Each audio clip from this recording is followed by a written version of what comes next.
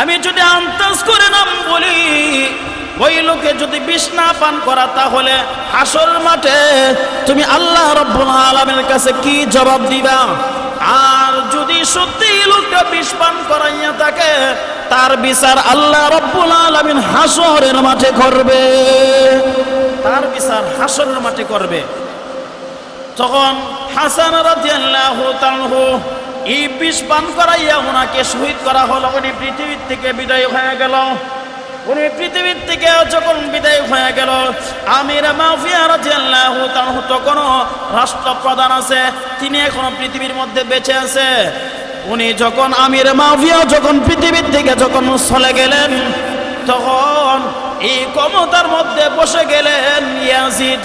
ক্ষমতার মধ্যে বসে গেলেন ইয়াজিদ। على من لا نبي بعده أما بعد فأعوذ بالله من الشيطان الرجيم بسم الله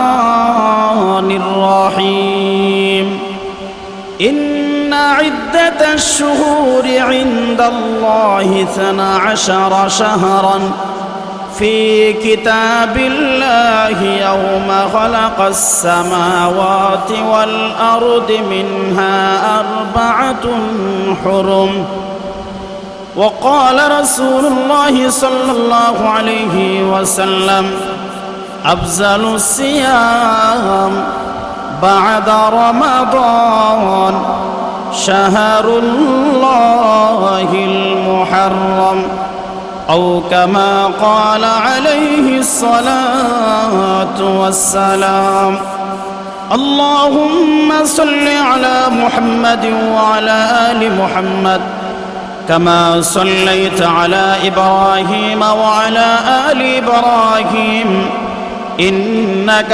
حميد مجيد اللهم بارك على محمد وعلى آل محمد كما باركت على إبراهيم وعلى آل إبراهيم إنك حميد مجيد اللهم صل وسلم وبارك عليك সম্মানিত মুসল্লিন کرام, মহান আল্লাহ রাব্বুল আলামিন আমাদেরকে দুনিয়াবি কাজ থেকে ফারেক করে আল্লাহর ঘর মসজিদে এনেছেন জুমা নামাজ আদায় করার জন্যে। এই জন্যে শুকরিয়া আদান আদায় করতে গিয়ে সকলে একবার অন্তর থেকে বলি আলহামদুলিল্লাহ। যেহেতু এটা মুহররমুল হারাম মাস, এই জন্যে ধারাবাহিক আলোচনা। এবং এই মুহররম মাস আমরা মনে করি যে হুসাইন রাদিয়াল্লাহু তাআলা শহীদ হয়েছেন কারবালার মাঠে, এই জন্যে মনে হয় 10 মুহররমের মর্যাদা এবং সম্মান বুঝি বেশি না। পৃথিবীর শুরু থেকে, সৃষ্টির শুরু থেকে 4টি মাসের সম্মান বেশি। আল্লাহ রাব্বুল আলামিন আমার তেলাওয়াতকৃত আয়াতের মধ্যে 4 মাসের কথা তুলে ধরেছেন। রজব এবং জিলকদ, জিলহজ, মুহররমুল হারাম, এই 4টি মাসের ইজ্জত সম্মান পৃথিবীর শুরু থেকে। এখন প্রশ্ন জাগতে পারে যে হুজুর, রমজানের ফজিলত হয়ে গেল, রমজানের ফজিলত এটা হলো আলাদা বিষয়, রমজানের সাথে কোনো তুলনাই নাই। রমজান এটা আলাদা সাবজেক্ট, এটা আলাদা বিষয়। তো এই মুহররমুল হারাম আমরা মনে করি হুসাইন রাদিয়াল্লাহু তাআলা 10 মুহররম কারবালার মাঠে শহীদ হয়েছে, এই জন্য ইজ্জত সম্মান বেশি না। পৃথিবীর সৃষ্টির শুরুতেই এই 10 মুহররম আশুরার দিন, এটা একটা ফজিলতপূর্ণ একটি দিন। এই 10 মুহররম যাকে বলা হয় আশুরা, এই দিনে অনেক ঘটনা মহান আল্লাহ রাব্বুল আলামিন ঘটাইছেন। মহান আল্লাহ রাব্বুল আলামিন এই পৃথিবী 6 দিনে সৃষ্টি করলেন, 6 দিনে বানাইলেন। 2 দিনে জমিন বানাইলেন, 2 দিনে আসমান বানাইলেন, আর 2 দিনে জমিন এবং আসমানের চাঁদ দুটোটা যে একত্রিত করলেন, জোড়া যে দিলেন, ওই দিনটা ছিল বৃহস্পতিবার আর শুক্রবার। মুহররমের 10 তারিখ ছিলেন আশুরার দিন। তো ওই দিকে তো দেখা যায় যে ফজিলতপূর্ণ এই দিনটি। এবং যদিও জয়ীফ হাদিসের মধ্যে বলা হয়েছে যে মহান আল্লাহ রাব্বুল আলামিন এই পৃথিবী যেদিন ভেঙে দিবে ওই দিনটাও হবে 10 মুহররম আশুরার দিন, শুক্রবারে জুমার দিন আসর এবং মাগরিবের পূর্ব মুহূর্তে মহান আল্লাহ মধ্যবর্তী সময় মহান আল্লাহ রাব্বুল আলামিন এই পৃথিবী ধ্বংস করে দিবে। এবং এই আশুরার দিন হযরত ইব্রাহিম আলাইহিস সালাতু ওয়াস সালামকে নমরুদে আগুনের মধ্যে পালাইছিলেন, ওই আগুনের মধ্যে 40 দিন ছিলেন। যেদিন নমরুদের আগুন থেকে ইব্রাহিম আলাইহিস সালাতু ওয়াস সালামকে আল্লাহ রাব্বুল আলামিন উদ্ধার করলেন, ওই দিনটাও ছিল 10 মুহররম। এবং হযরত ইউসুফ আলাইহিস সালাতু ওয়াস সালাম 7 বছর 7 মাস 7 দিন জেল কেটেছিলেন। এবং যেই দিন নির্দোষী ঘোষণা দিলেন যে তোমার কোনো দোষ নাই, এমনি তোমাকে আমরা 7 বছর 7 মাস জেল কাটাইছি, যেদিন নির্দোষ ঘোষণা দিলেন যে ইউসুফ আলাইহিস সালাতু ওয়াস সালামের কোনো দোষ নাই, ওই দিনটাও ছিল 10 মুহররম। এবং হযরত ইয়াকুব আলাইহিস সালাতু ওয়াস সালাম ইউসুফ আলাইহিস সালাতু ওয়াস সালামের জন্য কান্নাকাটি করতে করতে ওনার দুটা চোখ অন্ধ হয়ে গিয়েছিল। আবার ওনার দৃষ্টি যখন আল্লাহ রাব্বুল আলামিন যখন ফিরাই দিলেন, ওই দিনটাও ছিল 10 মুহররম। এবং হযরত দাউদ আলাইহিস সালাতু ওয়াস সালামের দোয়া আল্লাহ রাব্বুল আলামিন কবুল করেছিলেন 10 মুহররম। নূহ আলাইহিস সালাতু ওয়াস সালামের দরখাস্ত মঞ্জুর করে আল্লাহ রাব্বুল আলামিন বন্যা দিয়েছিলেন, প্লাবন দিয়েছিলেন। তখন বন্যার পানিতে তাফসীরের কিতাবের মধ্যে 2টা ব্যাখ্যা দিয়েছে। কোন তাফসীর কারকটা বলেছেন 6 মাস পর্যন্ত ভাসমান অবস্থায় ছিল, কোন তাফসীর কারকটা বলছেন 40 দিন পর্যন্ত ভাসমান অবস্থায় ছিল।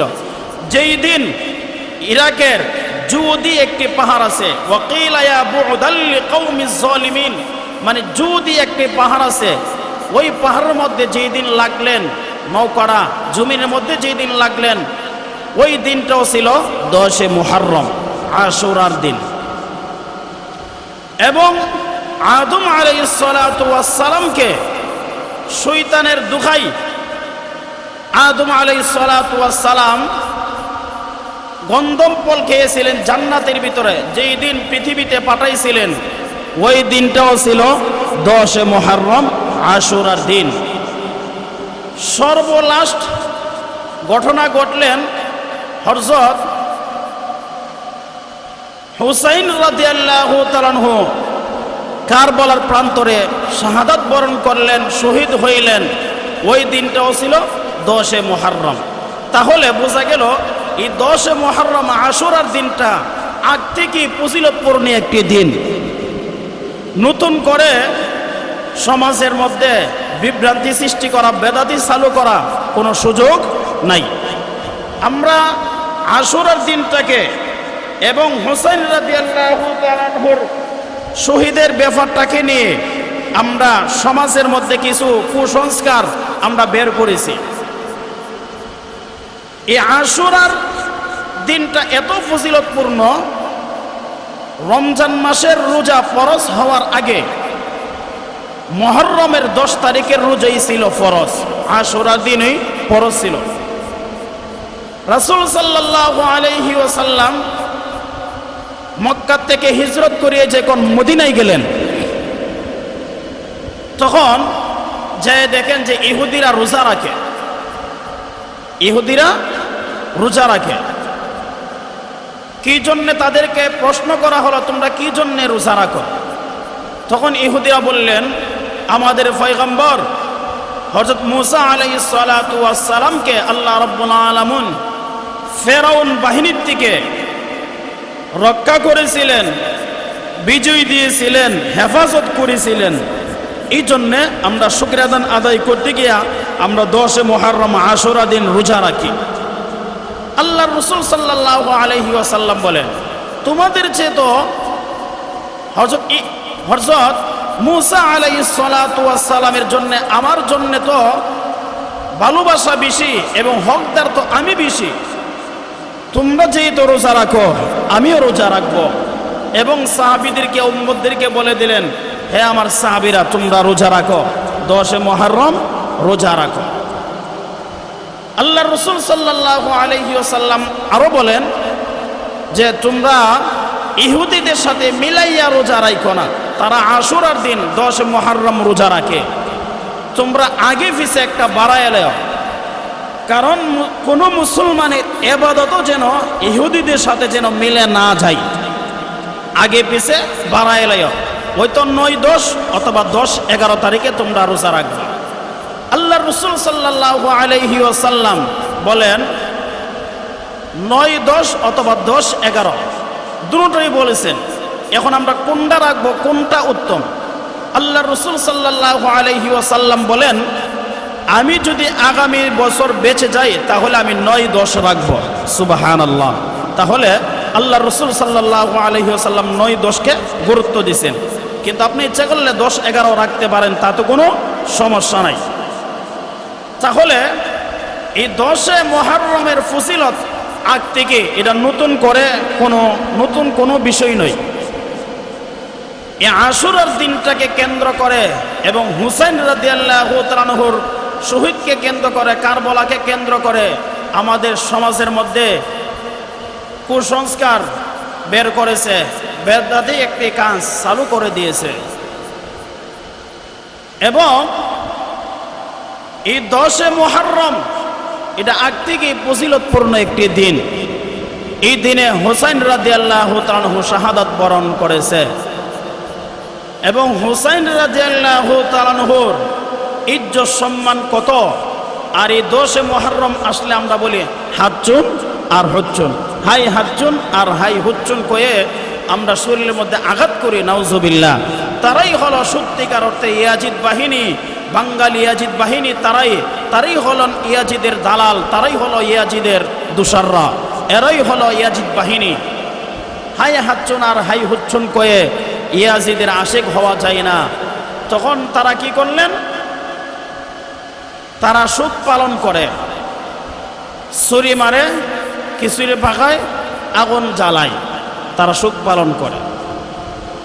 অথচ আল্লাহর রাসূল সাল্লাল্লাহু আলাইহি ওয়াসাল্লাম বলেন, মান আহাব্বাহুমা ফাকাদ আহাব্বানি ওয়া মান আবগাদাহুমা ফাকাদ আবগাদানি। আল্লাহর নবী বিশ্বনবী রাহমাতুল লিল আলামিন বলেন, আমার এই 2 নাতিকে যারা মহব্বত করবে তারা যেন আমি স্বয়ং মুহাম্মদুর রাসূলুল্লাহকে মহব্বত করলো, আর আমার এই 2 নাতির সাথে যারা দুশমনি করলো তারা যেন স্বয়ং আমি মুহাম্মদুর রাসূলুল্লাহর সঙ্গে দুশমনি করেছে।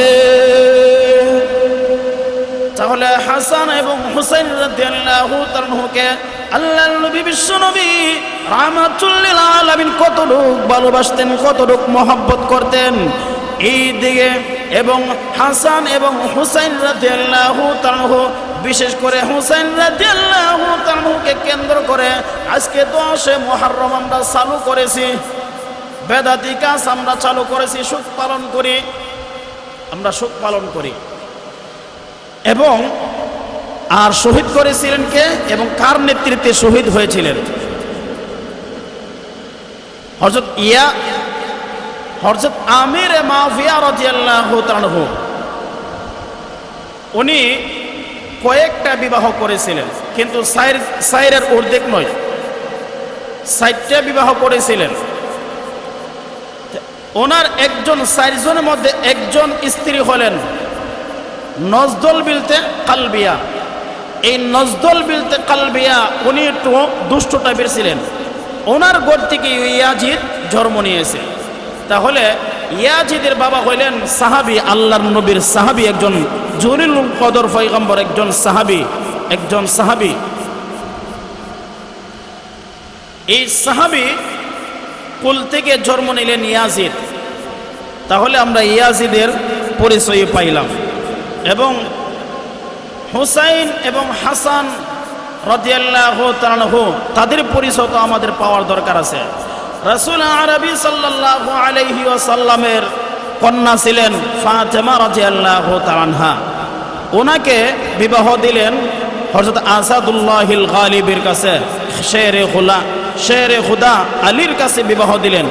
এই তারা দুজনের মাধ্যমে আল্লাহ রাব্বুল আলামিন হাসান এবং হুসাইনকে পৃথিবীতে পাঠাইলেন, তাদের দুজনের মাধ্যমে।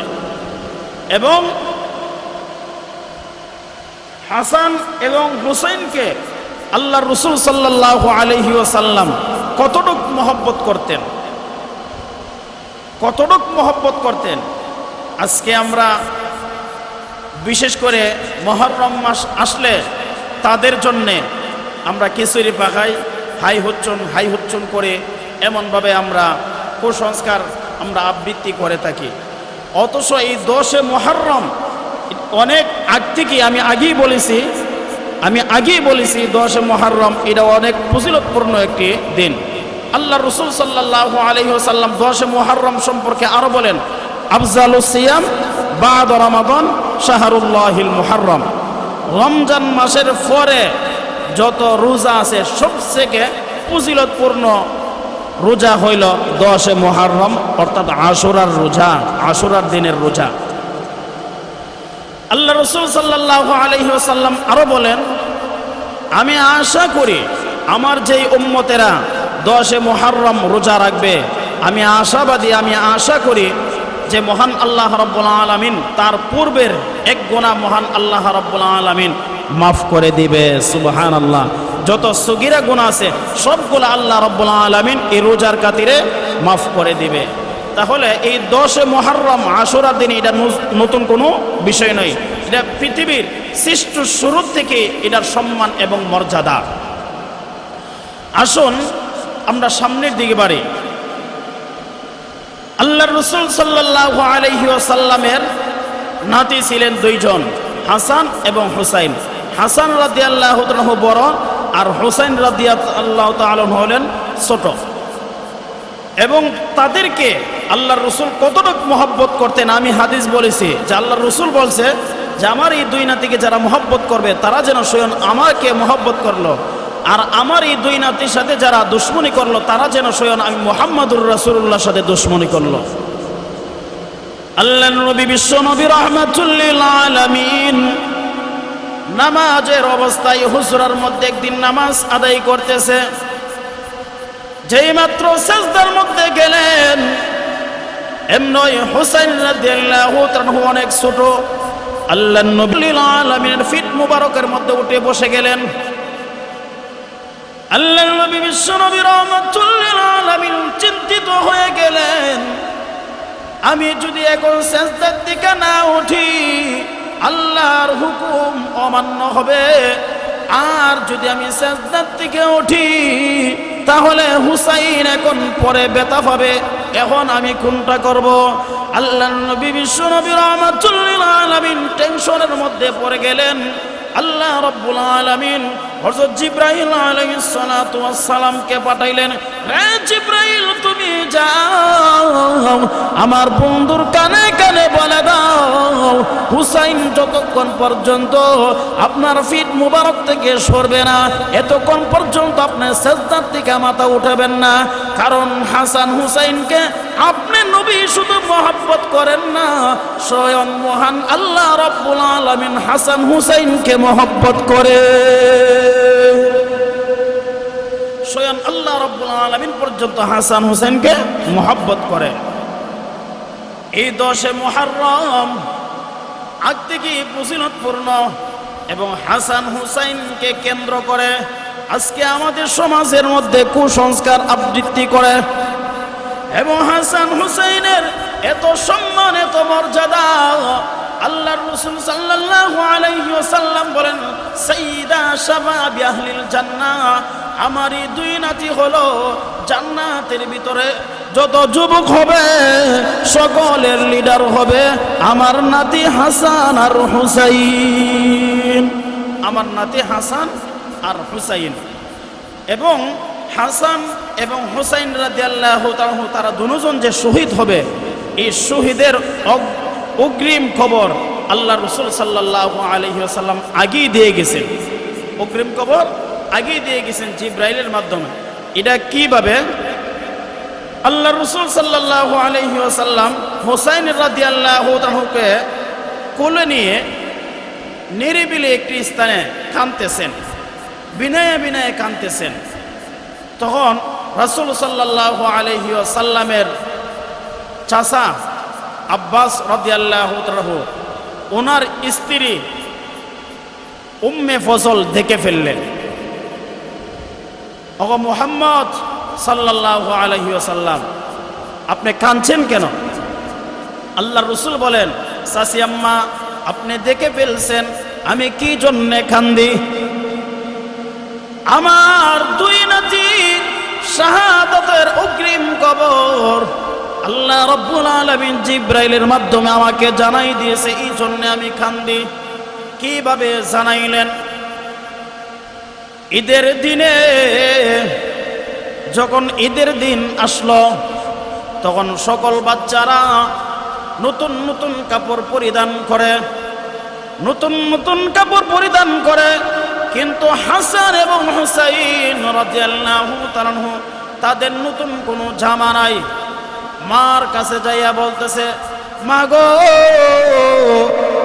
এই যে মহল্লার এবং এলাকার মধ্যে সকল বাচ্চারা তারা নতুন জামা পরিধান করতেছে ঈদের দিন, আমাদের কি পারেন না এনে দিতে? অথচ দুজাহানের বাদশার কন্যা, খবরটা মনে হয় অনেক গরম না ঠান্ডা? অনেক ঠান্ডা। দুজাহানের বাদশার কন্যা এমন গরিব, জামা এনে দিবে কোথার থেকে?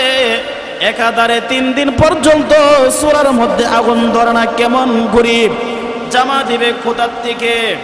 আর যদি বলে দেন আমি জামা দিতে পারবো না, কিন্তু অন্তত বুকে হুসাইন রাদিয়াল্লাহু তাআলা এটা বুঝবে না।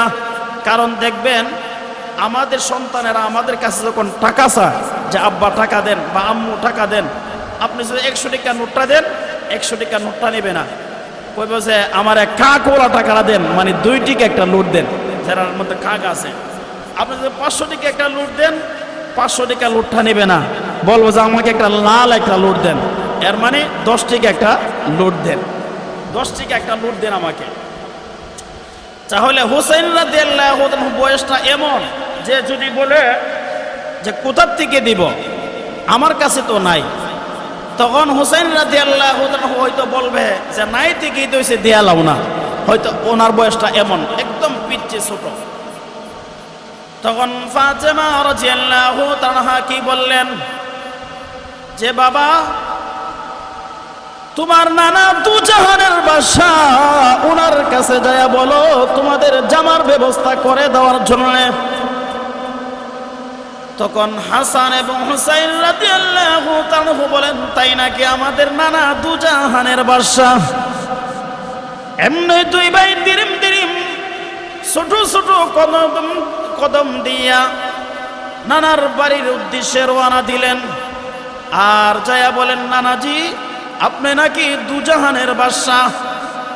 আল্লাহর নবী বিশ্ব নবী রাহমাতুল লিল আলামিন বলেন, হাসান হুসাইন রে, কে বলেছে আমি দুজাহানের বাদশা? তখন হাসান হুসাইন রাদিয়াল্লাহু তাআলা বলেন, আমার আম্মা বলেছে আপনি নাকি দুজাহানের বাদশা। দুজাহানের বাদশার খবরটা মনে হয় অনেক গরম না ঠান্ডা? অনেক ঠান্ডা। হাদিস শরীফের মধ্যে এসেছে একাধারে 2 দিন পর্যন্ত আল্লাহর নবীর জিন্দেগিতে কোনোদিন পেট ভরে খাইতে পারে নাই। আজকে মনে করেন একটু ভালো বড়া খাইছে পেট ভরে, আগামী দিনই মনে করেন যে এমন আর কিছু নাই। একাধারে 63 বছরের জিন্দেগির ভিতরে একাধারে 2 দিন পর্যন্ত উনি ভালো খাইতে পারে নাই, পেট ভরে খাইতে পারে নাই, কেমন গরিব ছিলেন। অথচ উনি এমনি গরিব ছিলেন না, গরিবের হালতটা উনি গ্রহণ করে নিয়েছে। কারণ আল্লাহ রসুল সাল্লাল্লাহু আলাইহি ওয়াসাল্লামকে আল্লাহ রাব্বুল আলামিন প্রস্তাব দিয়েছে, ওগো নবীজি আপনি যদি বলেন যে আপনার জন্যে, আপনি যদি বলেন তাহলে আপনার জন্য আমি উহুদ পাহাড়টা স্বর্ণ বানায় দিব। সুবহানাল্লাহ, সুবহানাল্লাহ, আপনার জন্য আমি স্বর্ণ বানায় দিব। আল্লাহর নবী বিশ্ব নবী রাহমাতুল লিল আলামিন বলেন না খরচ তাই জিন্দেগির জন্য এইগুলা আমার দরকার নাই, যেহেতু এই দুনিয়াটা হলো মুসাফির কানা, কিছুদিনের জন্য এসেছি, অতএব এইগুলার আমার দরকার নাই। 50, 60, 70 বছরের জিন্দেগির জন্য আমার বিশাল কিছুর দরকার নাই। আমার দরকার হইল আখিরাতের জন্য, যেটা অনন্তকাল হুম ফিহা খালিদুন, অনন্তকাল যেই জায়গার মধ্যে থাকবো ওই জায়গাতে আমি পাইলেই চলবে। আমার দুনিয়া আমার লাগবে না। যেহেতু আজকে আমরা দুনিয়ার পিছনে পড়ে গেছি, তখন আল্লাহ নবী বিশ্ব নবী রাহমাতুল লিল আলামিন এই দুনিয়াকে লাথি মারলেন, এই দুনিয়াকে পিছে ফেলে দিলেন। আর দুনিয়া থেকে যখন আপনি পিছে ফেলে দিবেন, দুনিয়া অটোমেটিক আপনার পিছনে দৌড়বে। আর আপনি যদি দুনিয়ার পিছনে দৌড়েন তাহলে দুনিয়াকে আপনার জিন্দেগি তো আলাগ পাইবেন না। যেমন দৃষ্টান্ত, শ্যামাকে আপনি সামনে রেখে যদি দৌড়ান কিয়ামত পর্যন্ত ধরতে পারবেন, কিন্তু শ্যামাকে আপনি লাগ পাবেন না, শ্যামাকে ধরতে পারবেন না। আর শ্যামাটারে পিছে রেখে যদি আপনি দৌড়েন কিয়ামত পর্যন্ত দৌড়লেও শ্যামা আপনাকে লাগ পাবে না, শ্যামা আপনার পিছনে খালি দৌড়তেই থাকবে। আল্লাহ নবী বিশ্ব নবী রাহমাতুল লিল আলামিন দু জাহানের বাদশা, ফগরটা তো অনেক ঠান্ডা, তখন চিন্তিত হয়ে গেলেন, আমার দুই নাতিকে আমি কোথা থেকে জামা এনে দিব, পোশাক এনে দিব, আজকে ঈদের দিন তারা দুজন আমার কাছে আবদার করেছে, কোথা থেকে এনে দিব। দেখবেন আমাদের ওস্তাদরা অনেক সময় বলতেন যে আসলের থেকে লাভের মায়া বেশি, আসলের থেকে লাভের মায়া বেশি। এটা বুঝছেন নাকি? এটা হলো যখন নাতি নাত্তার যখন হয়, দেখবেন ছেলে মেয়ের থেকে নাতি নাত্তারকে বেশি মহব্বত করে, ইজ্জত করে, সম্মান করে। দেখবেন দাদা দাদি এবং নানা নানি তারা নাতি নাত্তারকে মহব্বত করে বেশি নিজের ছেলে মেয়ের থেকে। এটা কি বলছে যে আসলের থেকে লাভের মায়া বেশি।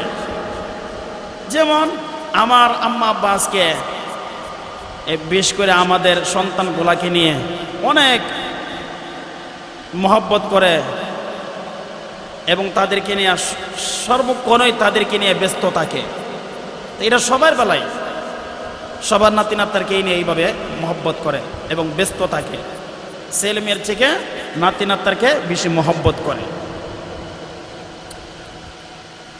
হুসাইন রাদিয়াল্লাহু তাআলা যখন প্রস্তাব করলেন, আল্লাহর নবী বিশ্ব নবী রাহমাতুল লিল আলামিন কোথা থেকে এনে দিবে, চুপ হয়ে গেলেন। আল্লাহ রাব্বুল আলামিন জিবরাইল আলাইহিস সালাতু ওয়াস সালামকে পাঠাইলেন, রে জিবরাইল যাও আমার বন্ধুর কাছে বলে দাও, আমার বন্ধুর দুই নাতিকে আমি আল্লাহ রাব্বুল আলামিন জামার ব্যবস্থা করে দিব, পোশাকের ব্যবস্থা করে দিব, কিন্তু তাদেরকে বলুন তারা কোন দুই কালার পছন্দ করে, তাদের কোন কালারটি পছন্দনীয়। তখন হুসাইন রাদিয়াল্লাহু তাআলা আনহুকে জিজ্ঞাসা করলেন, তখন তিনি বললেন আমি লাল রংটা আমি পছন্দ করি নানাজি। তখন হাসান রাদিয়াল্লাহু তাআলা বলেন, না না আমি সবুজ কালারটা সবথেকে বেশি পছন্দ করি। তখন জিবরাইল আলাইহিস সালাতু ওয়াস সালামকে দুইটা কালার পছন্দ করে দিলেন। জিবরাইল আলাইহিস সালাতু ওয়াস সালাম বলেন, প্রভু গো তারা দুইজন দুইটা কালার চয়েস করেছে, এখন আমি কাপড় কোথা থেকে আনবো? আমি কি মদিনার মার্কেট থেকে আনবো, না মক্কার মার্কেট থেকে আনবো, না ইরাকের মার্কেট থেকে আনবো, না ইরানের মার্কেট থেকে আনবো? আমি কোথা থেকে আনবো?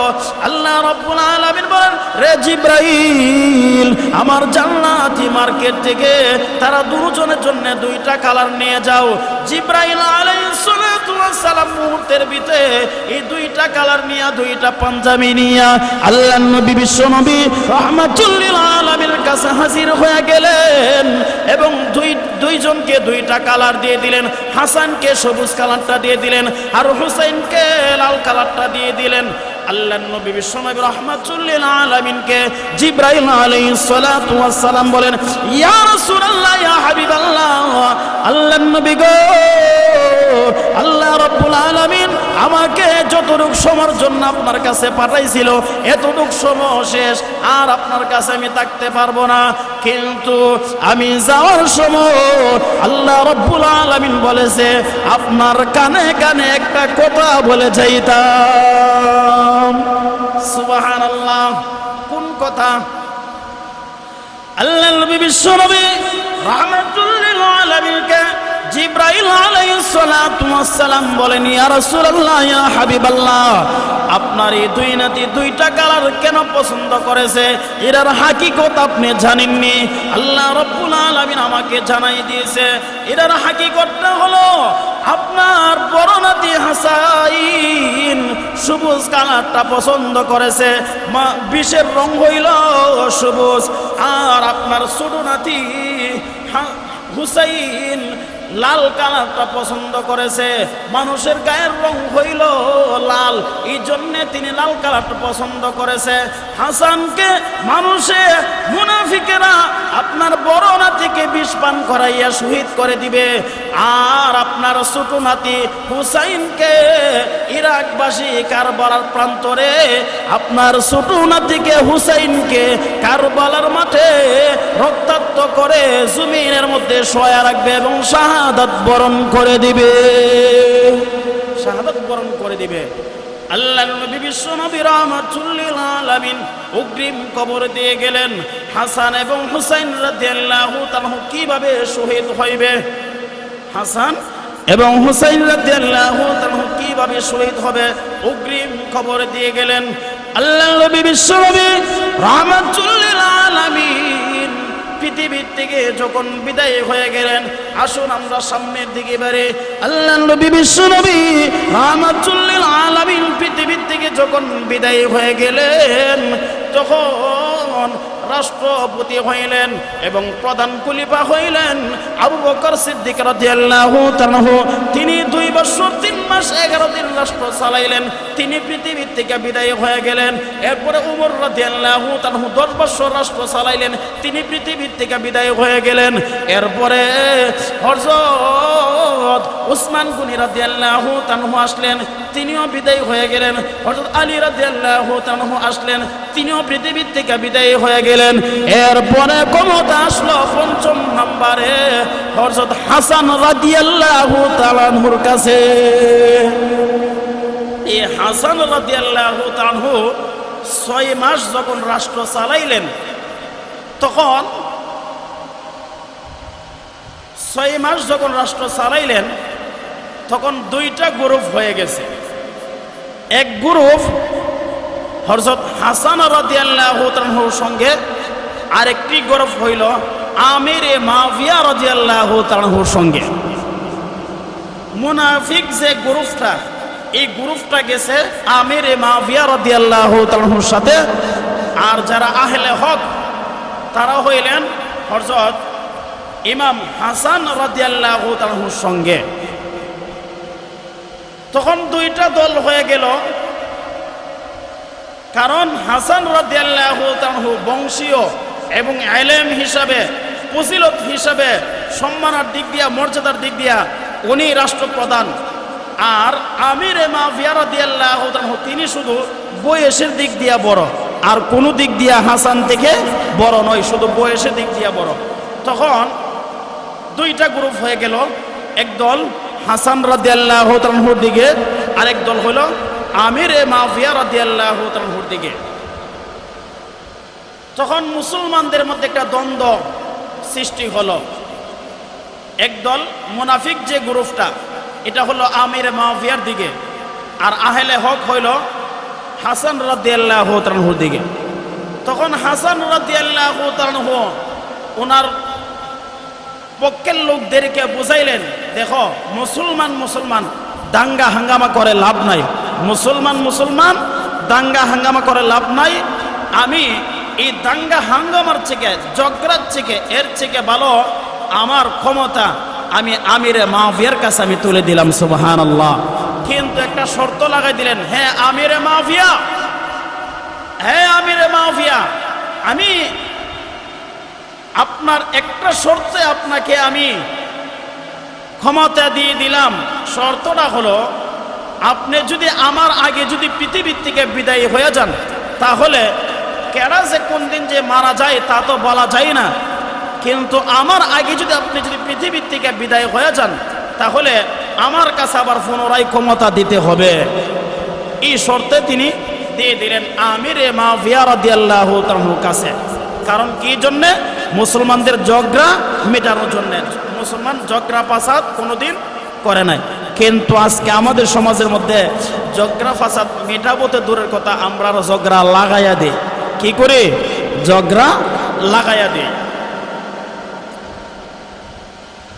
কথাই কথা আসে। আল্লাহ নবী, বিশ্ব নবী রাহমাতুল লিল আলামিন একদিন আম্মা জান আয়েশা সিদ্দিকাকে বলেন, আয়েশা গো, তুমি আজকে আমার জন্য আমার কাছে তুমি যা আজকে আবদার করবে তাই আমি মঞ্জুর করব। আম্মা জান আয়েশা সিদ্দিকা টেনশনে পড়ে গেলেন, আমি কি আবদার করব, আল্লাহর নবীর কাছে কি বলবো? এখন যদি মনে করেন প্রধানমন্ত্রী যদি আপনাকে অফার দেয়, কেউ সোলমদ্দি তুমি আমার কাছে কি চাও, তখন আপনি তো একটা টেনশনও করেছেন, কি রে এখন কি আমি ঢাকা শহরের বাড়ির কথা কমো, না আমাকে সিঙ্গাপুর একটা বাড়ি বানায় দেন, না আমার একটা 5,000 গাড়ি দিবেন, না আমার 10 কোটি টাকা দিয়ে দিবেন, একটা হিতস্তর মধ্যে আপনি পড়ে যাবেন, টেনশনে পড়ে যাবেন, কি বলবো এখন? আয়েশা সিদ্দিকা রাদিয়াল্লাহু তাআলা টেনশনের মধ্যে পড়ে গেলেন, আমি কি বলবো আল্লাহর নবীর কাছে? আল্লাহর নবীর কাছে বললেন, ইয়া রাসূলুল্লাহ, ইয়া হাবিবাল্লাহ, আমাকে আপনি একটু অনুমতি দেন, সময় দেন। ও দিলাম সময়। আম্মা জান আয়েশা সিদ্দিকা রাদিয়াল্লাহু তাআলা আনহা খলিফাতুল মুসলিমিন আবু বকর সিদ্দিক রাদিয়াল্লাহু তাআলার কাছে যায়া বলেন, আব্বাজি, আল্লাহর নবী আমাকে বলেছে, আয়েশা তুমি আজকের দিন আমার কাছে যাই বলবে আমি তাই মঞ্জুর করব। আমি এখন কি বলতে পারি আল্লাহর নবীর কাছে? আল্লাহর নবী বিশ্ব নবী রাহমাতুল লিল আলামিন বলেন, আয়েশা গো, তুমি আল্লাহর নবীর কাছে যা বলবা, ইয়া রাসূলুল্লাহ, ইয়া হাবিবাল্লাহ, আল্লাহ রাব্বুল আলামিন আপনাকে যা জানাইছে তা তো আপনার উম্মতদের কাছে, আপনার সাহাবীদের কাছে আপনি বলে দিয়েছেন, কিন্তু এখনো পর্যন্ত এই কথাটা বলেন নাই। পৃথিবী এখন আপনার কাছে এখন এই কথাটা লুকাইল আছে, এই মাত্র কালি উহিরা আসছে, এই কথাটা এখনো কার কাছে আপনি বলেন নাই, এই কথাটা সর্বপ্রথম আমার কাছে আপনি বলে দেন। সুবহানাল্লাহ। আল্লাহর নবী বিশ্ব নবী রাহমাতুল লিল আলামিন মুস্কি হাসি মারলেন, আয়েশা গো, বুঝতে পেরেছি এটা তোমার কথা নয়, এটা মনে হয় আমার সাহাবী আবু বকর তোমাকে বাতাইয়া দিয়েছে। আল্লাহর নবী বিশ্ব নবী রাহমাতুল লিল আলামিন বলেন, আয়েশা গো, তাহলে সর্বপ্রথম তোমাকে এই কথাটা আমি বলবো, এই কথাটা আর পৃথিবীর কারোর কাছে আমি বলি নাই, এই সর্বপ্রথম তোমার কাছে আমি বলতেছি। আল্লাহ রাব্বুল আলামিন বলেছে, ওই দিনের মধ্যে সবথেকে এই কাজটা হলো উত্তম, যিনি পরস্পরে ঝগড়া মিঠাইয়া দেয়। মুসলমানে যখন দাঙ্গা হাঙ্গামা করে, ওইগুলো যখন মিঠাইয়া দেয়, ওই কাজটাই সবথেকে উত্তম। কারণ আজকে আমরা আরো ঝগড়া লাগাইয়া দেই, আর এই ঝগড়ার ক্ষেত্রে, ঝগড়া মিটানোর ক্ষেত্রে আপনার মিথ্যা কথা বলা জায়েজ আছে। মিথ্যা কথা বলা কি আছে? আপনার জায়েজ আছে। কেমন?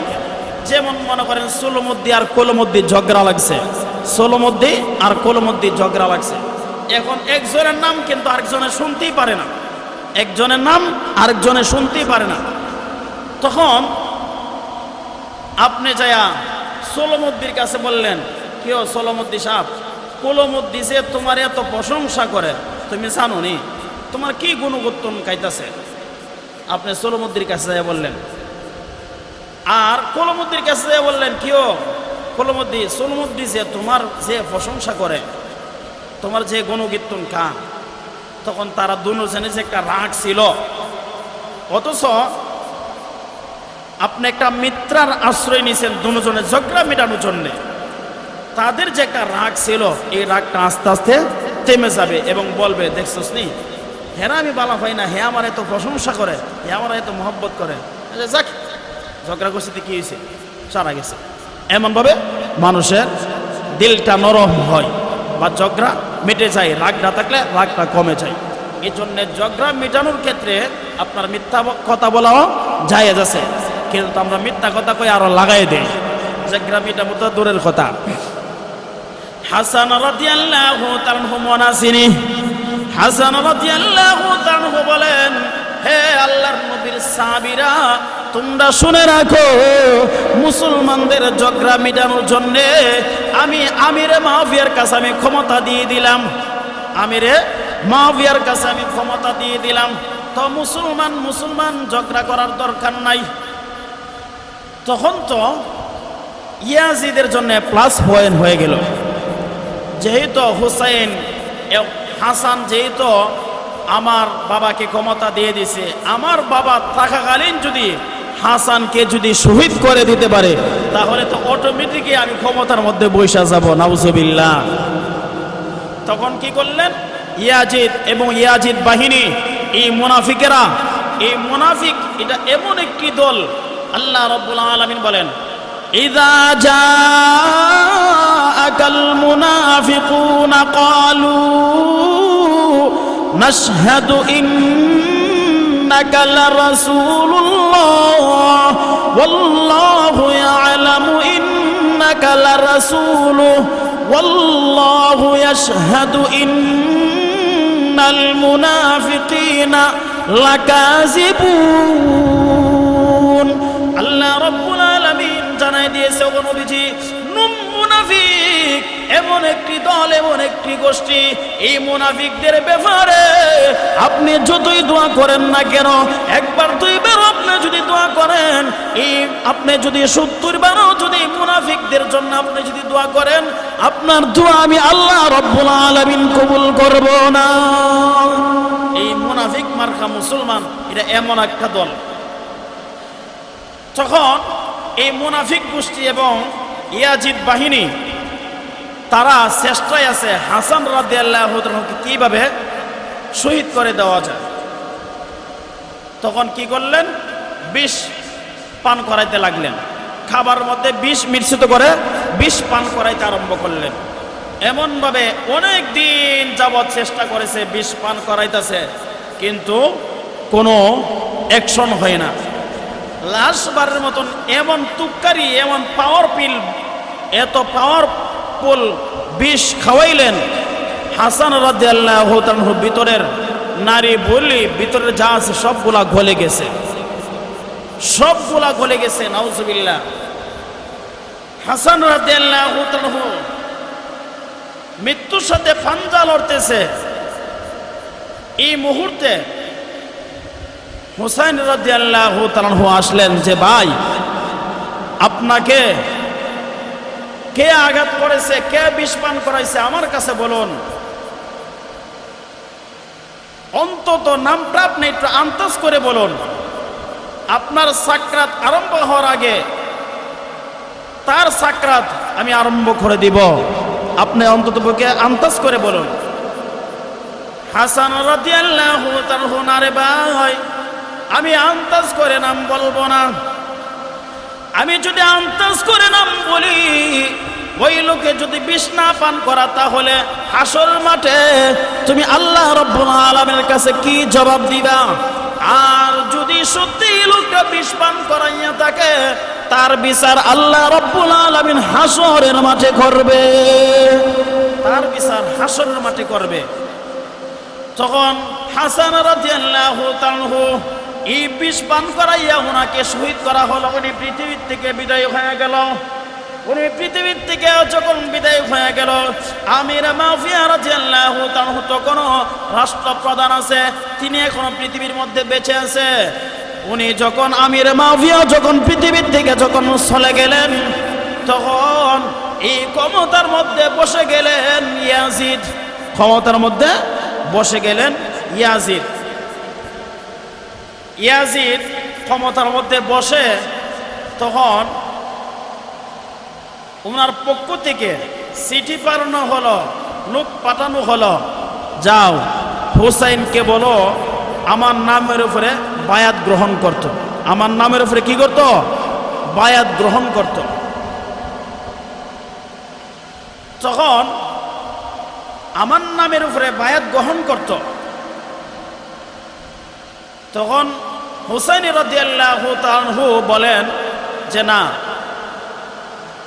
আমার দেহে যতদিন পর্যন্ত রক্ত আছে, প্রাণ আছে, এতদিন পর্যন্ত এই মুসলিম রাষ্ট্রের রাষ্ট্রপ্রধান হিসাবে কোনো কাফের পাশেক ফুজ্জারকে মুনাফিককে আমি দেখতে চাই না রাষ্ট্রপ্রধান হিসাবে।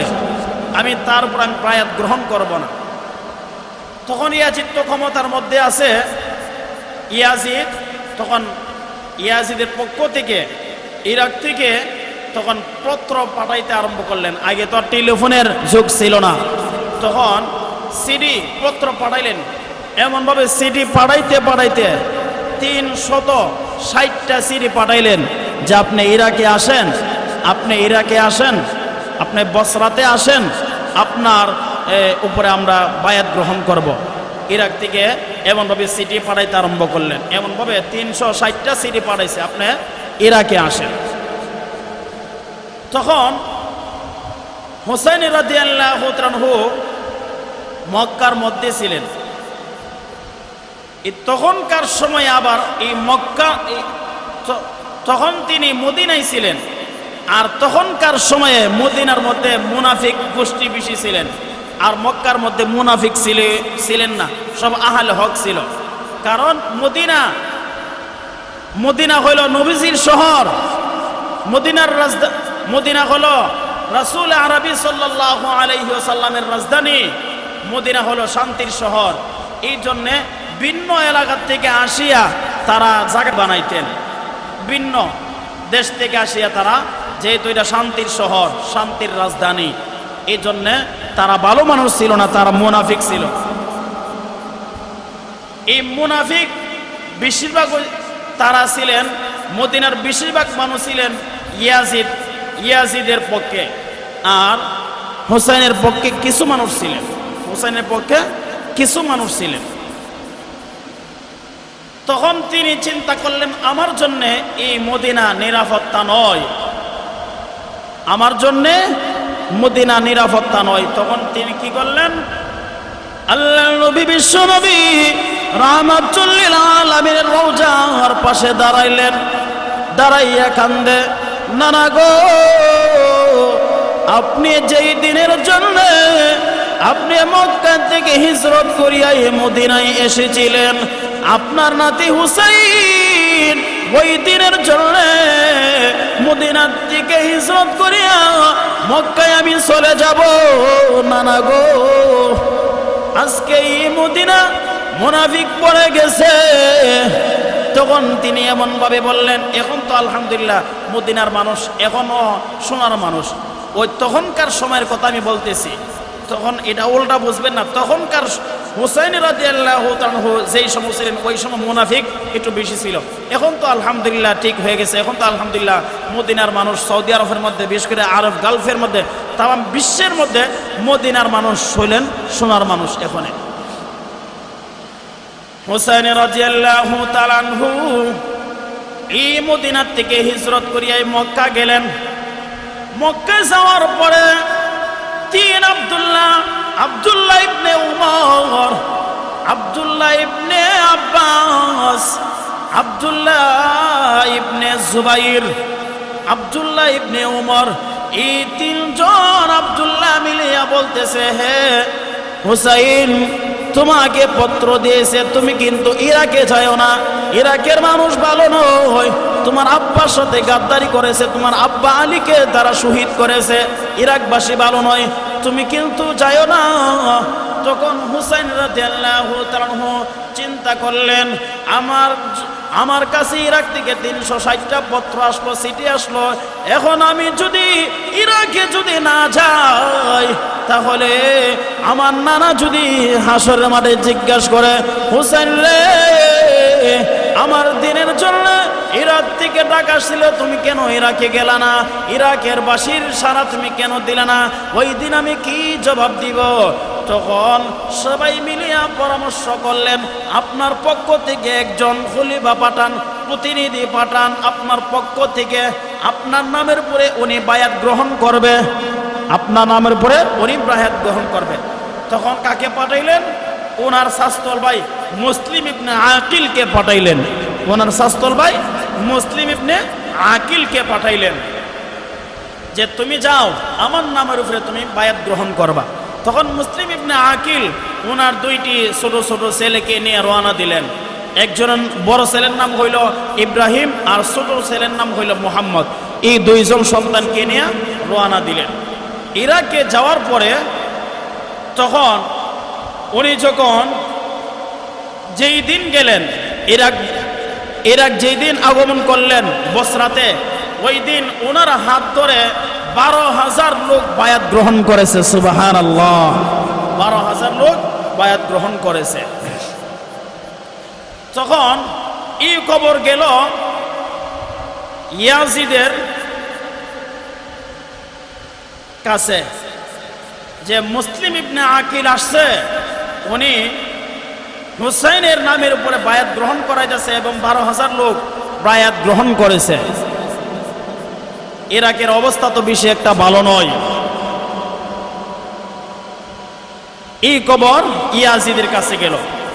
তখন ইয়াজিদ তো মাথা গরম হয়ে গেল। আর ওই দিকে দা মুসলিম ইবনে আকিল এই 12,000 লোক যখন বায়াত গ্রহণ করলো, তখন তিনি আনন্দে আত্মহারা হইয়া খুশিতে তখন চিঠি লিখলেন, পত্র লিখলেন হুসাইন রাদিয়াল্লাহু তাআলার কাছে যে ভাই আপনি আসতে পারেন, ইরাকের অবস্থা খুবই ভালো, আপনি আসতে পারেন, আমার একদিনে আমার হাতে 12,000 লোক বায়াত গ্রহণ করেছে, সুবহানাল্লাহ, আপনি আসতে পারেন। তখন চিঠি পাঠিয়ে দিলেন। তখনকার সময় তো আর টেলিফোনের যুগ ছিল না যে মুহূর্তের ভিতরে খবর পাওয়া যাবে, চিঠি পত্র দিয়ে দিলেন। কিন্তু কিছুদিন যেতে না যেতেই মুসলিম ইবনে আকিলকে পাকড়াও করলেন। তখন তিনি জিহাদের ডাক দিলেন। তখন তিনি কি করলেন? জিহাদের ডাক দিলেন। ওনার জিহাদের ডাকে 40,000 লোক সাড়া দিল। সুবহানাল্লাহ, 40,000 লোক সাড়া দিল ওনার ডাকে। 40,000 লোক সাড়া দিল। তখন ইয়াজিদ বাহিনী বলতেছে, 40,000 লোক যেহেতু তোমার ডাকে সাড়া দিছে, এই 40,000 লোকের সামনে আইসা ইয়াজিদ বাহিনী বলতেছে, ইয়াজিদের গভর্নর থেকে লোক পাঠানো হয়েছে এবং এই কারবালার প্রান্তরে মর্মান্তিক ঘটনা ঘটানোর পিছনে উবাইদুল্লাহ বিন জিয়াদ অনেক দুষ্ট ছিল। এই উবাইদুল্লাহ বিন জিয়াদের নেতৃত্বে তখন বলা হইল, হে মুসলিম ইবনে আকিল, হে মুসলিম ইবনে আকিলের লোকেরা, তোমরা কি স্ত্রীকে বিধবা বানাতে চাও না তোমরা শহীদ হইতে চাও? এই বুলেটিন যখন দিলেন, এই বুলেটিন দেওয়ার পরে জোহর নামাজের সময় যখন হয়ে গেলেন, তখন মুসলিম ইবনে আকিল রাদিয়াল্লাহু তাআলা তখন তিনি কি করলেন? জোহর নামাজ আদায় করলেন, জোহর নামাজ পড়াইলেন। পড়াইয়া সালাম ফিরাইয়া দেখে এই 40,000 মধ্যে মাত্র 5,000 লোক বাকি আছে, আর বাকি 35,000 ওই বেগে গেছে। কারণ তাদের ইমান দুর্বল, ওই তাদের কাছে হুঙ্কার দিছে, বই দেখাইছে, তখন তারা চলে গেছে। যখন আসর নামাজ যখন ফিরাইলেন, আসর নামাজ পড়িয়া যখন সালাম ফিরাইলেন, মাত্র ছায়া দেখে মাত্র 500 লোক বাকি আছে, আর বাকি 4,500 চলে গেছে। মাগরিবের নামাজ যখন আদায় করলেন, মাগরিবের নামাজের সালাম ফিরায় দেখে 500 লোক চলে গেছে, মাত্র ওনার 2 ছেলে ইব্রাহিম আর মুহাম্মদ বসে আছে, বাকি 40,000 সব চলে গেল।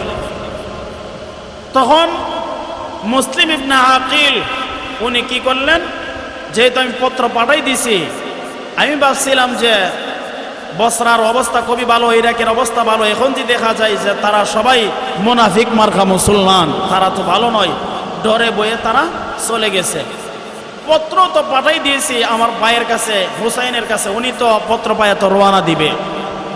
এখন কি করতে পারি, আমার বাইকে আমি তো আটকাইতে হবে।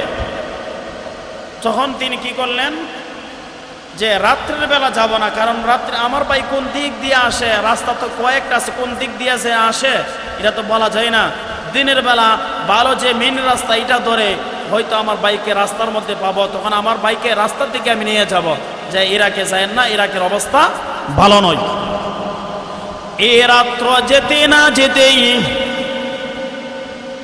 মুসলিম ইবনে আকিল একটি বাড়ির মধ্যে আশ্রয় নিলেন ওনার দুই সন্তানকে নিয়ে। এই মুসলিম ইবনে আকিল যেই বাড়ির মধ্যে গেলেন, এই বাড়ির মধ্যে একটা বৃদ্ধা মহিলা আছে। এই মহিলা মুসলিম ইবনে আকিলকে দেখিয়া এবং ওনার ছোট ছোট দুইটা বাচ্চা ইব্রাহিম আর মোহাম্মদকে, আরবি বাচ্চা দেখিয়া খুব মায়া লাগছে। তখন তাদেরকে পানি পান করাইলেন, খাওয়া দাওয়া করাইলেন, এমন বললেন আপনারা যদি থাকতে চান তাহলে থাকেন, আমার ভালো ব্যবস্থা আছে, আপনার জন্য খাওয়া দাওয়ার ব্যবস্থা আছে, ভালো পরিধানের ব্যবস্থা আছে, জায়গারও ব্যবস্থা আছে, আপনারা রেস্ট করেন। তখন মুসলিম ইবনে আকিল ওই জায়গার মধ্যে রেস্ট করতে আরম্ভ করলেন। কিন্তু ঘটনা কি হলো, এই মহিলার একজন ছেলে আছে, যেই ছেলে হইলেন ইয়াজিদের বাহিনীর, ইয়াজিদ বাহিনীর এই এলাকার গডফাদার হইল এই মহিলার ছেলে। এই মহিলা তো আর এই ঘটনা জানে না। তখন এই মহিলার ছেলে রাত্রেবেলা ঘুরে ফিরে যখন আসলো, আয়সা মার কাছে যখন আসলো, মা বলতেছে যে বাবা আমার এখানে তো একজন লোক আছে, দুইটা বাচ্চা সহ, আরবি মানুষ, ওনাকে খাওয়া দাওয়া করাইলাম, এখন ঘুমানোর জন্য, রেস্ট করার জন্য জায়গা করে দিছে। তখন মহিলার ছেলে বলতেছে মা ভালো করছো। তখন তিনি কি করলেন, ঘর না থাকিয়া ওই উবাইদুল্লাহ বিন জিয়াদের কাছে গেলেন, গভর্নর হাউসে গেলেন, যে মুসলিম তো এখন আটকা পড়েছে, এখন যদি মুসলিমকে যদি হত্যা না করে তাহলে মুসলিম তো বেঁচে যাবে, মুসলিম ইবনে আকিল, ওনাকে কিভাবে পাকড়াও করা যায়। তখন তিনি গভর্নর হাউসে গেলেন, গভর্নর হাউস থেকে তখন তিনি সৈন্য আনলেন, আইনা সাইরা মুসলিম ইবনে আকিল যেই ঘরের মধ্যে ঘুমাইছিলেন ওই ঘরটাকে চতুর্দিকে ঘেরাও করলেন, ঘরটাকে চতুর্দিকে ঘেরাও করলেন। চতুর্দিকে ঘেরাও করে মুসলিম ইবনে আকিল তাদের অস্ত্র এনে মুসলিম ইবনে আকিল সবাইকে এমনভাবে শহীদ করে দিলেন। তখন গভর্নর হাউস থেকে আবার সৈন্য পাঠানো হলো, তাদেরকেও হত্যা করে দিলেন। অনেকে ভেগে গেছেন, অনেকে মরে গেছে, অনেকে ভেগে গেছে। তখন আবার পাঠানো হলো, এমনভাবে 3 বাটন সৈন্য পাঠাইছে। 3 বাটনের সঙ্গে মুসলিম ইবনে আকিল একা যুদ্ধ করেছে। এরা অনেকেই বিদায় হয়ে গেছে, অনেকে পালাতক হয়ে গেছে। মুসলিম ইবনে আকিলের একটু জখমও হইছে না, কারণ আল্লাহ রাব্বুল আলামিন বলেন ওয়ালা তাহিনু ওয়ালা তাহজানু ওয়া আনতুমুল আ'লাউনা ইন কুনতুম মুমিনিন। তোমরা যদি সত্যিকার মুমিন যদি হতে পারো তাহলে অবশ্যই আমি আল্লাহ রাব্বুল আলামিন তোমাদেরকে সাহায্য করব। মুসলিম ইবনে আকিলকে আল্লাহ রাব্বুল আলামিন সাহায্য করেছেন ওই সময়। তখন মুসলিম ইবনে আকিলকে তারা ধোঁকা দিলেন, কি করলেন, যে মোল্লাকে এইভাবে শহীদ করা যাবে না। মুসলিম ইবনে আকিলকে ধোঁকা দিলেন যে আসো আমরা এক হয়ে যাই একটা পরামর্শের মাধ্যমে। তখন ধোঁকা যখন দিলেন মুসলিম ইবনে আকিল, তখন তিনি গভর্নর হাউসে গেলেন। হাউস যাওয়ার পরে গভর্নর হাউসে ঢুকতে গেলে 3টা গেট পাড়ি দিয়া ঢুকতে হয়। তখন প্রথম গেট যখন পাড়ি দিলেন, দ্বিতীয় গেট পাড়ি দিলেন, তৃতীয় গেট যখন পাড়ি দিলেন, তখন দরজার আড়ালে একজন লুকায় ছিলেন একটা তরবারি নিয়ে। যেই মাত্র মুসলিম ইবনে আকিল কল্লাড়া যখন গভর্নর হাউসের দিকে যখন দিলেন, তখন দরজার আড়াল থেকে ওনাকে কতল করে দিলেন, শাহাদত করে দিলেন। নাউজুবিল্লাহ। ওনার দুই ছেলে একজন আরেকজনের দিকে তাকায়। তখন এই মুনাফিক এবং ইয়াজিদ বাহিনী বলে, তোমরা কি করতে চাও? তখন বড় ছেলে ইব্রাহিম বলে, হ্যাঁ মুনাফিকেরা, আমার বাবাকে যেভাবে শহীদ করে দিয়েছো আমাকে এইভাবে শহীদ করে দাও। ছোট ছেলে ও মুহাম্মদ বলে, আমার বাবাকে যেইভাবে আমার ভাইকে যেভাবে শহীদ করে দিয়েছো আমাকে এইভাবে শহীদ করে দাও। তখন মুসলিম ইবনে আকিল এবং ওনার দুনো ছেলেকে শাহাদাত বরণ করে দিলেন, শহীদ করে দিলেন। তারা তিনজন শাহাদাত বরণ করেছে। তখন হুসাইন রাদিয়াল্লাহু তাআলা এই দিক থেকে তো রওনা দিয়েছে ইরাকের দিকে। হুসাইন রাদিয়াল্লাহু তাআলা 3 জিলহজ মাসের 3 তারিখে যখন রওনা দিলেন, তখন প্রায় মুহররম মাসের 7 তারিখে গিয়ে কারবালার প্রান্তরে তিনি হাজির হইলেন। হাজা কারবালা কাটা গর্দর बदले गैल करबला वाले बातिल के आगे जुगनी सद्दे खुदा वाले। তখন হুসাইন রাদিয়াল্লাহু তাআলা আনহু মাত্র 82 জনের কাফেলা নিয়ে রওনা দিয়েছেন এবং এই 82 জনের মধ্যে 10 জন মহিলা ছিলেন বা বৃদ্ধ ছিলেন, আর মাত্র 72 জন ছিলেন যুদ্ধ করতে পারে এমন 72 জন। এই 72 জন মাত্র যুদ্ধ করতে পারতেন, আর 10 জন মহিলা ছিলেন বা শিশু বাচ্চা ছিলেন এমন অবস্থায়। এই কারবালার প্রান্তর যখন আসলেন, আসার পরে হুসাইন রাদিয়াল্লাহু ওই জায়গার মধ্যে অনেক বড় ইতিহাস রয়েছে, যেহেতু আমার সময় একেবারেই কম, আগামী জুমায় ইনশাআল্লাহ আরও বিস্তারিত আলোচনা করব। তখন এই কারবালার মাঠে আমাদের কি শিক্ষা রয়েছে, কারবালার থেকে আমাদের কি সবক রয়েছে, আগামী জুমায় ইনশাআল্লাহ এইখান থেকে আমরা আলোচনা করব। এই জন্যে আল্লাহ রাব্বুল আলামিন আমরা যেন হাসান এবং হুসাইন রাদিয়াল্লাহু তাআলা এবং আল্লাহর রাসূল সাল্লাল্লাহু আলাইহি ওয়াসাল্লামের খাঁটে আশিক ও উম্মত এবং খাঁটে আশিক যেন আমরা যেন হইতে পারি, এই তৌফিক আল্লাহ রাব্বুল আলামিন আমাদেরকে দান করে। হুজুরের পরবর্তী ওয়াজ আসিতেছে আমাদের ইউটিউব চ্যানেলে, তাই সাবস্ক্রাইব করে সাথেই থাকুন।